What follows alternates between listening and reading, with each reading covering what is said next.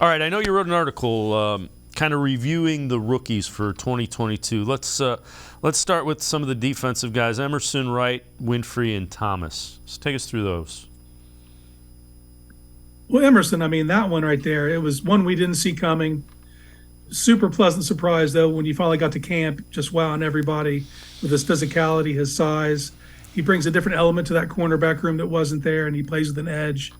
And when he finally got the opportunity to get on the field during the regular season, he showed that he belonged from day one. So, you never want to say something's a slam dunk, but at face value after 1 year, that was a very good pick. To trade back, gain assets, and still get a starting caliber corner, that's excellent.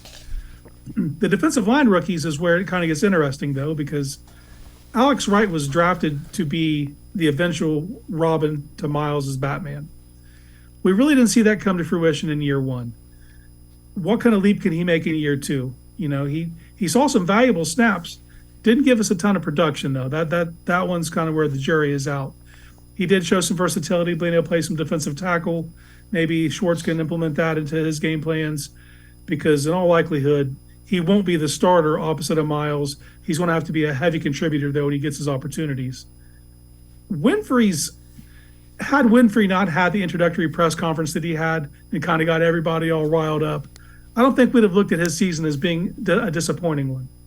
Of course, there's the healthy scratches due to his behavior. That's concerning. But when he did get in, he showed that he could be an effective pass rusher from that position, and this team desperately needs that. Now, is he a starting caliber defensive tackle? No, not right now.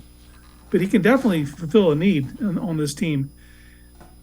And Isaiah Thomas, I mean, that is one right there. I think that was an excellent pick for a 7th-round pick. And he's going to be someone that is going to contribute as a rotational guy for the next several years.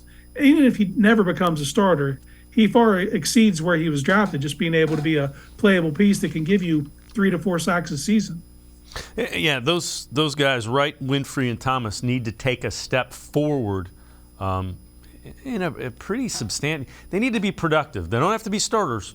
All of those guys have to have a role, and Jim Schwartz has to figure out how to use them properly if this line is gonna get fixed to the level it needs to.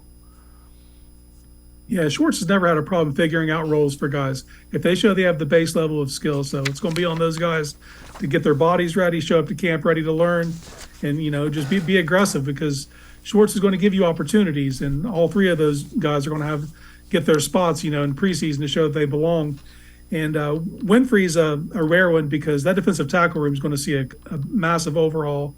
He's one of the guys that are, he's kind of safe just because he was only drafted last year. So he has a chance right now to kind of demonstrate for Schwartz that he's going to be that guy on 3rd down. And if he can do that, you can see him maybe 5 or 6 sacks next year.